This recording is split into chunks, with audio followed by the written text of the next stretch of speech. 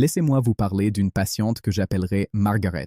Elle avait 68 ans, l'esprit vif comme une lame. Elle faisait les mots croisés chaque matin, se souvenait de chaque anniversaire familial sans jamais consulter un calendrier. Sa fille avait l'habitude de la surnommer le Google humain de la maison.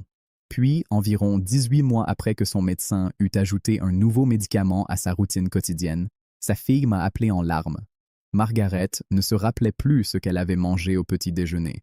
Elle se perdait en rentrant de la même épicerie qu'elle fréquentait chaque semaine depuis 20 ans. Elle répétait la même question 3 fois au cours d'une seule conversation. Son neurologue penchait vers un Alzheimer précoce. Sa famille était absolument dévastée. Mais voici ce que personne ne leur avait dit. Et c'est ce que j'ai vraiment besoin que vous entendiez maintenant. La démence de Margaret n'était pas de l'Alzheimer du tout. C'était son armoire à pharmacie. Lorsque nous avons soigneusement examiné ses médicaments et apporté des changements ciblés sous la supervision de son médecin, Margaret a commencé à revenir. En 4 mois, elle refaisait les mots croisés. Ce n'est pas une histoire miraculeuse, c'est de la médecine préventive. Et aujourd'hui, je vais vous présenter les 9 médicaments les plus courants qui pourraient, silencieusement et invisiblement, voler votre mémoire, classés des plus souvent négligés jusqu'à la combinaison la plus dangereuse dont la plupart des médecins ne vous mettent jamais en garde. Je suis le docteur Pierre Martin, et cette vidéo pourrait être l'un des 20 minutes les plus importantes que vous investirez cette année. Une petite remarque avant de commencer, restez avec moi jusqu'au numéro 1, car le numéro 1 n'est pas un seul médicament. C'est un schéma caché qui touche des millions de personnes âgées en ce moment même, et presque personne n'en parle. Allons-y. Avant de parcourir cette liste, je veux être absolument clair sur une chose. Je ne vous dis pas d'arrêter vos médicaments. S'il vous plaît, ne faites pas cela sans en parler d'abord à votre médecin. Ce que je vous dis, c'est que vous avez tout à fait le droit de poser des questions, de comprendre ce qui entre dans votre corps et de défendre la santé de votre cerveau. La connaissance n'est pas dangereuse. Le silence, lui, l'est. Aussi, laissez un commentaire ci-dessous maintenant. Dites-moi, avez-vous plus de 60 ans? Quels médicaments prenez-vous actuellement? Je lis personnellement les commentaires et je veux comprendre ce que vous vivez. Votre expérience pourrait véritablement aider quelqu'un d'autre qui regarde cette vidéo aujourd'hui. Numéro 9. La diphénhydramine. Voici une question. Combien d'entre vous ont en ce moment une petite boîte de Benadryl sur leur table de nuit? Je parie que vous êtes nombreux et je comprends tout à fait pourquoi. C'est bon marché, c'est en vente libre et il est écrit « Aide au sommeil » directement sur l'emballage. Qu'est-ce qui pourrait sembler plus anodin? Voici ce que cette petite pilule rose fait réellement à l'intérieur d'un cerveau de plus de 60 ans. La diphénhydramine appartient à une classe de médicaments appelés anticholinergiques. Et ce terme reviendra souvent dans cette vidéo, alors retenez-le bien. Les anticholinergiques agissent en bloquant un neurotransmetteur appelé acétylcholine, qui est le principal messager chimique du cerveau pour former des souvenirs, maintenir la concentration et rester alerte. Quand vous êtes jeune, votre cerveau dispose de suffisamment d'acétylcholine à revendre. Quand vous avez plus de 60 ans, vous fonctionnez déjà avec un niveau de base plus faible.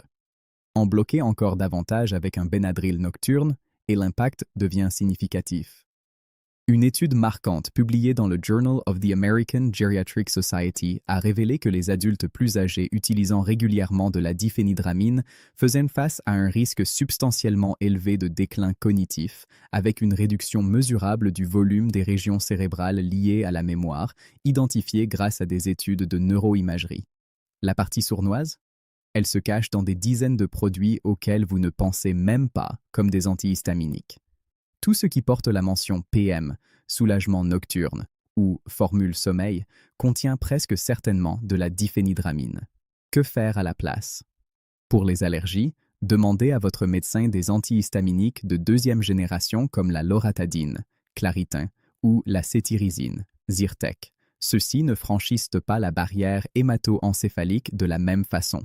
Pour le sommeil, nous aborderons des alternatives plus sûres plus tard dans cette vidéo. Numéro 8. Les inhibiteurs de la pompe à protons, IPP. Levez la main si on vous a dit que vous deviez prendre un comprimé contre le reflux acide chaque matin et que vous le faites depuis des années sans que personne ne vous ait jamais suggéré d'essayer d'arrêter. Il s'agit de l'une des catégories de médicaments les plus surprescrits au monde entier. Et le problème n'est pas seulement que les gens en prennent, c'est qu'ils en prennent indéfiniment, alors que la plupart ont été conçus pour seulement 8 à 12 semaines d'utilisation. Les inhibiteurs de la pompe à protons, ou IPP, réduisent l'acidité gastrique. Cela semble assez simple. Le problème, c'est que votre acide gastrique remplit également une fonction essentielle. Il extrait et absorbe la vitamine B12 de vos aliments. La B12 n'est pas facultative pour la santé du cerveau. Elle est indispensable. Une carence en B12 est cliniquement associée à des troubles de la mémoire, à la dépression, aux lésions nerveuses et à un schéma de déclin cognitif qui ressemble tellement à un Alzheimer précoce que les deux sont parfois confondus, même par des médecins expérimentés. Une étude de 2016 publiée dans JAMA Neurology a examiné plus de 73 000 adultes âgés de 75 ans et plus et a révélé que les utilisateurs à long terme d'IPP avaient un risque 44% plus élevé de développer une démence par rapport aux non-utilisateurs. Mais cela va encore plus loin. Des recherches ont également montré que les IPP pourraient accélérer l'accumulation de plaques amyloïdes bêta, la accumulation de protéines toxiques qui est l'une des caractéristiques déterminantes de la maladie d'Alzheimer.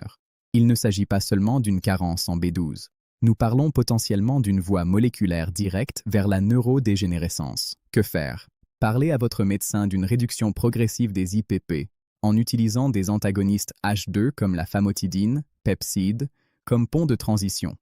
Des ajustements alimentaires, des repas plus petits, éviter de manger tard le soir, relever légèrement la tête du lit, peuvent réduire considérablement les symptômes de reflux par eux-mêmes. Et si vous devez rester sous IPP à long terme pour une vraie raison médicale, assurez-vous que vos taux de B12 et de magnésium sont vérifiés régulièrement. Si vous êtes toujours avec moi et que vous trouvez cela utile, prenez un moment pour écrire « 8 » dans les commentaires. Cela me permet de savoir que vous êtes engagé et que vous en tirez quelque chose. Numéro 7. Les médicaments contre l'incontinence urinaire. Celui-ci me frustre sincèrement, non pas à cause du médicament lui-même, mais à cause de la si peu d'informations données aux patients à son sujet. La vessie hyperactive est une vraie condition. Elle est gênante. Elle perturbe le sommeil. Elle affecte la qualité de vie de manière très concrète. Et quand un médecin vous remet une ordonnance d'oxybutynin en vous disant que ça va aider, vous la prenez, bien sûr. Ce que presque personne n'explique, c'est ceci. L'oxybutynin est l'un des médicaments anticholinergiques les plus puissants en usage clinique courant. Elle n'agit pas seulement sur votre vessie. Elle franchit la barrière hémato-encéphalique avec une remarquable facilité et interfère directement avec les mêmes systèmes à acétylcholine responsables de votre mémoire et de votre capacité d'apprentissage. Des études ont montré que l'hippocampe, le principal centre de la mémoire du cerveau, présente une réduction de volume mesurable chez les utilisateurs à long terme d'anticholinergiques. Nous parlons d'un vrai changement physique et structurel. Pas seulement du brouillard mental, du tissu cérébral réel. Une étude complète de 2019 publiée dans le British Medical Journal a révélé que les personnes âgées ayant utilisé de puissants médicaments anticholinergiques comme l'oxybutynin pendant plus d'un an avaient un risque 49% plus élevé de recevoir un diagnostic de démence, près d'une personne sur deux. Ce qui rend cela particulièrement déchirant, c'est que les premiers symptômes cognitifs, oublier des rendez-vous, égarer des objets, perdre ses mots en pleine phrase, sont presque universellement attribués au simple vieillissement. Le médicament n'est jamais remis en question. La bonne nouvelle, les médicaments plus récents contre la vessie, comme le mirabegron, Myrbetriq, fonctionnent par un mécanisme entièrement différent. L'agonisme bêta-3 adrénergique et présentent un risque cognitif considérablement plus faible. Si vous prenez de l'oxybutynin et que vous avez remarqué des changements mentaux, veuillez avoir cette conversation spécifique avec votre urologue ou votre médecin de premier recours. Numéro 6. Les benzodiazépines. Je veux m'arrêter un instant ici, car cette prochaine catégorie suscite des sentiments très forts chez les gens, et c'est tout à fait compréhensible. Les benzodiazépines, ou benzos, ont aidé des millions de personnes à gérer une anxiété sévère, des crises de panique et des troubles du sommeil. Pour beaucoup, ils ont représenté une véritable bouée de sauvetage dans des moments incroyablement difficiles. Je ne le nie pas. Ce que je vous demande de faire, c'est d'écouter la science. Les benzos agissent en amplifiant un produit chimique cérébral appelé GABA, le signal naturel « calmez-vous » de votre système nerveux. Ils sont remarquablement efficaces pour procurer un soulagement à court terme. Le problème, c'est ce qui se passe lorsque ce mécanisme reste activé pendant des mois ou des années.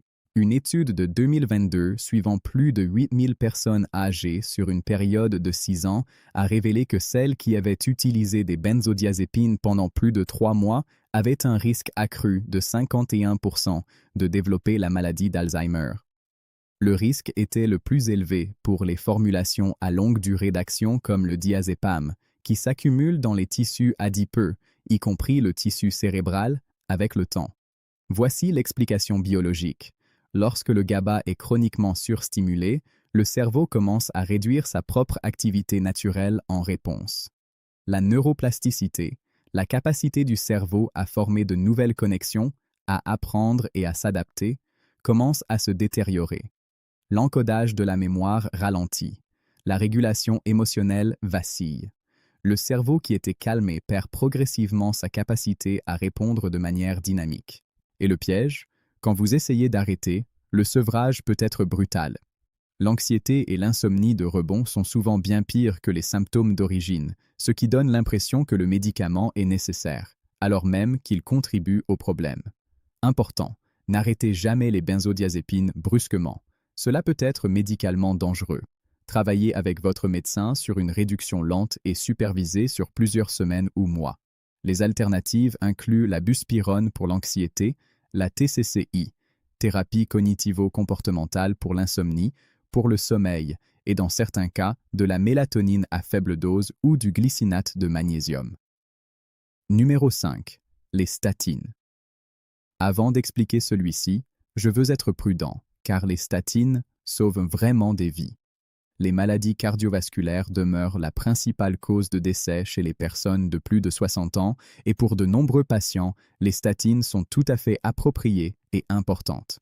Mais voici ce que votre cardiologue ne vous a peut-être pas mentionné. Votre cerveau est composé de près de 60% de matière grasse. Le cholestérol n'est pas le vilain qu'on lui a fait jouer, pas dans le contexte du cerveau. C'est une nécessité structurelle. Il forme la gaine de myéline, la couche isolante autour de vos fibres nerveuses qui permet aux signaux de voyager rapidement et efficacement. Il est impliqué dans la formation des synapses. Sans un cholestérol adéquat, vos neurones ont du mal à communiquer. Lorsque vous réduisez agressivement le cholestérol systémique avec une statine, vous risquez de franchir un seuil où le cerveau n'a tout simplement pas ce dont il a besoin pour maintenir son architecture. La FDA a d'ailleurs mis à jour l'étiquetage des statines en 2012 pour inclure des avertissements concernant les pertes de mémoire et la confusion comme effet secondaire potentiel.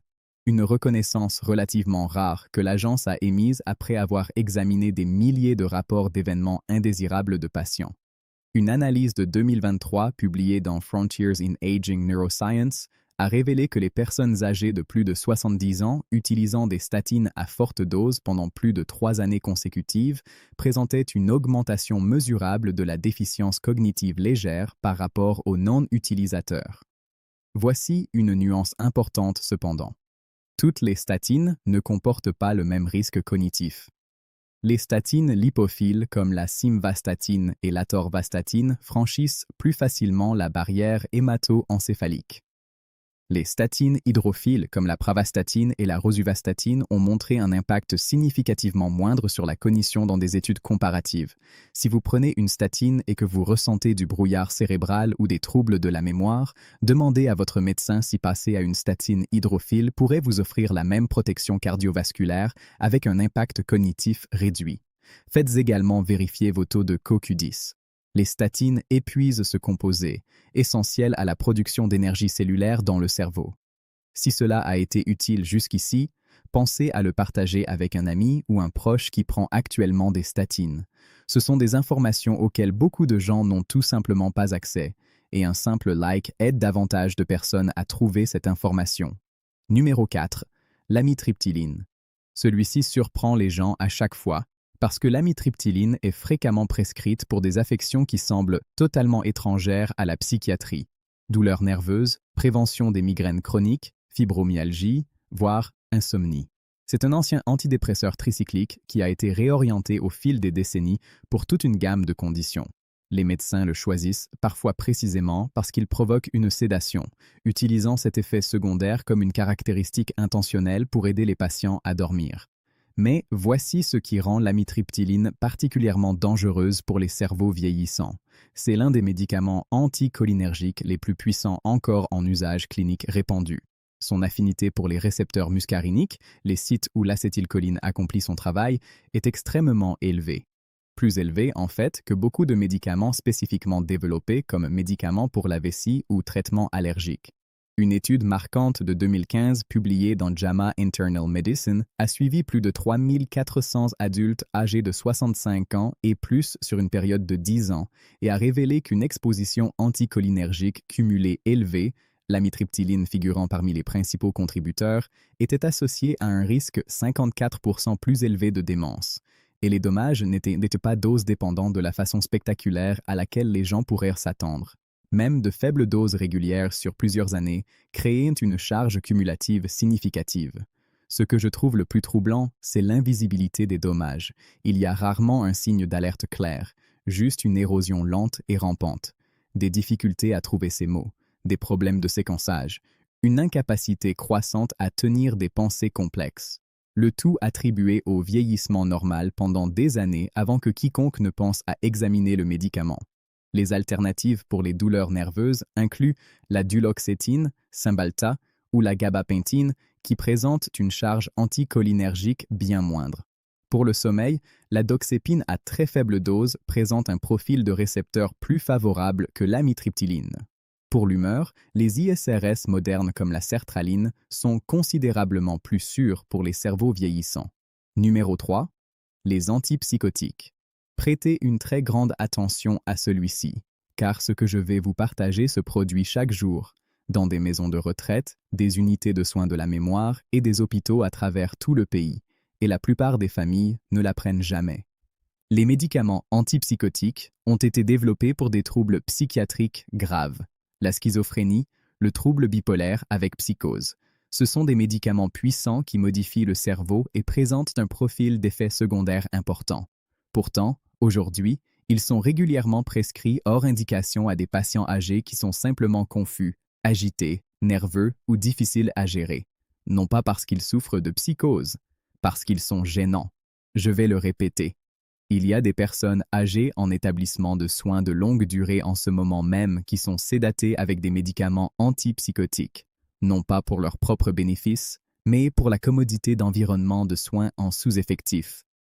La FDA a émis un avertissement encadré en noir à ce sujet il y a plus d'une décennie, citant un risque accru de décès chez les patients âgés présentant des comportements liés à la démence. Et pourtant, les prescriptions continuent. Voici les dommages neurologiques. Les antipsychotiques agissent principalement en supprimant la dopamine, le produit chimique cérébral lié à la motivation, la récompense, le mouvement et les fonctions exécutives. Lorsque la dopamine est chroniquement supprimée dans un cerveau vieillissant, les résultats incluent une émotion aplatie, une pensée ralentie, une consolidation de la mémoire altérée et une neurodégénérescence accélérée. Une étude de 2022 dans The Lancet Healthy Longevity, suivant plus de 25 000 adultes plus âgés, a révélé que les personnes âgées recevant des antipsychotiques pour des symptômes comportementaux étaient 71% plus susceptibles de connaître une aggravation du déclin cognitif dans les 12 mois, même sans diagnostic de démence préalable. Si vous avez un proche dans un établissement de soins, ou si vous-même vous faites prescrire de la quétiapine ou de la risperidone pour des raisons autres qu'une psychose documentée, posez des questions directes. Demandez pourquoi. Demandez quel est le plan pour l'arrêter. Demandez quelles interventions comportementales non pharmaceutiques ont été tentées. Vous avez droit à ces réponses. Numéro 2. La paroxétine. En voici une qui ne reçoit pas suffisamment d'attention et qui en mériterait vraiment davantage. La paroxétine, commercialisée sous le nom de Paxil, est classée comme un ISRS, un inhibiteur sélectif de la recapture de la sérotonine.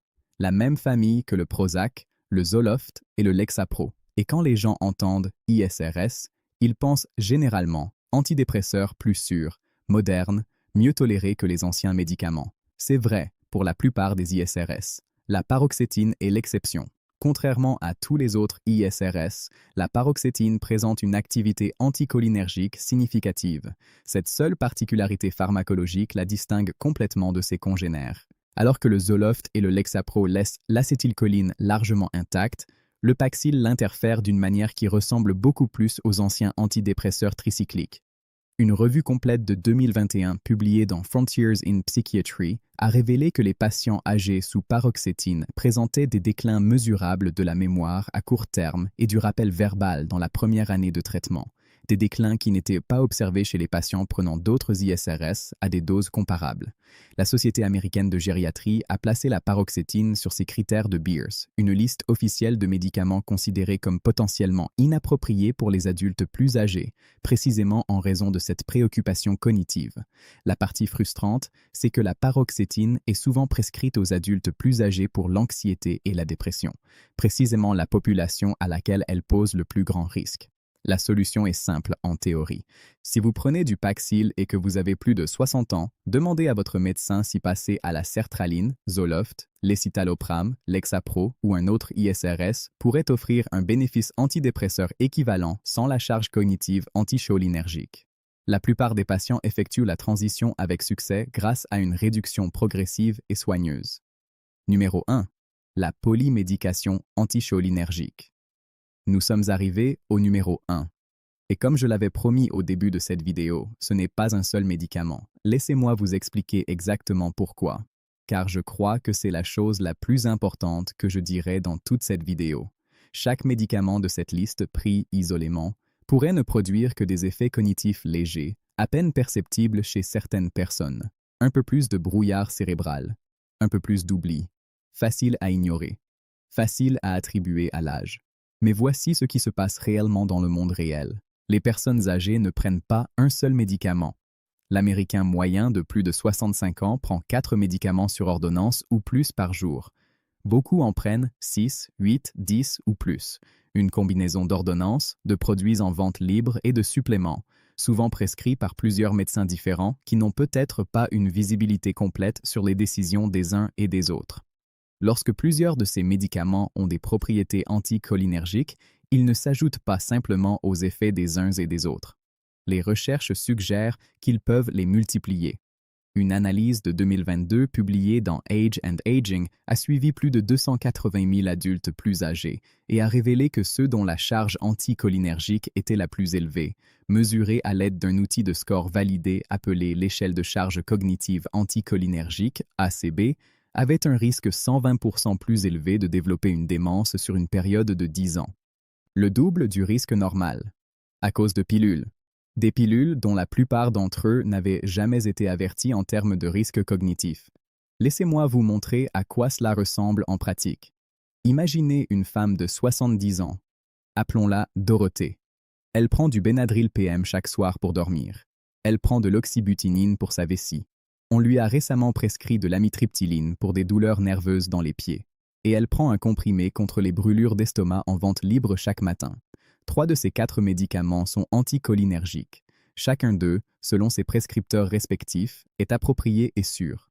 Ensemble, son score de charge anticholinergique peut se situer dans une plage cliniquement associée à un risque significatif de démence. Et pas un seul médecin, pas un seul pharmacien n'a fait ce calcul en son nom. Ce n'est pas hypothétique, c'est Dorothée, c'est Margaret, c'est votre voisine, votre mère, votre conjoint. Le terme médical pour cela est la polymédication, spécifiquement la polymédication anticholinergique, et c'est peut-être le facteur le plus sous-rapporté des symptômes ressemblant à une démence dans la population âgée aujourd'hui. Voici maintenant ce que je veux que vous entendiez, et je veux que vous l'entendiez clairement. Le déclin cognitif d'origine médicamenteuse est souvent réversible. Je l'ai vu personnellement. Lorsque la charge médicamenteuse est identifiée et systématiquement réduite sous surveillance médicale appropriée, de nombreux patients connaissent une remarquable récupération de la clarté mentale. La mémoire revient. La personnalité réapparaît. Le brouillard se lève. Votre cerveau n'est pas un organe passif. Il est adaptable, résilient et tout à fait capable de guérir lorsqu'on lui en donne les conditions. Voici votre plan d'action. 5 étapes concrètes que vous pouvez commencer dès cette semaine. Étape 1. Notez absolument tout ce que vous prenez. Médicaments sur ordonnance, produits en vente libre, suppléments, aides au sommeil, tout. N'omettez pas l'analgésique PM que vous prenez occasionnellement ou la pilule contre les allergies que vous utilisez depuis des années. Étape 2. Recherchez chaque produit sur l'échelle de charge cognitive anticholinergique, ACB.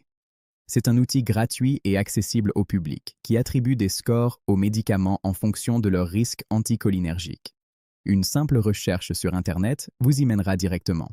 Étape 3. Planifiez une révision médicamenteuse avec votre médecin de premier recours. Vous pouvez utiliser ces mots exacts. Je souhaiterais planifier une révision médicamenteuse pour évaluer ma charge anticholinergique. Un bon médecin ne sera pas offensé, il appréciera votre démarche proactive. Étape 4. Demandez spécifiquement à propos de la déprescription.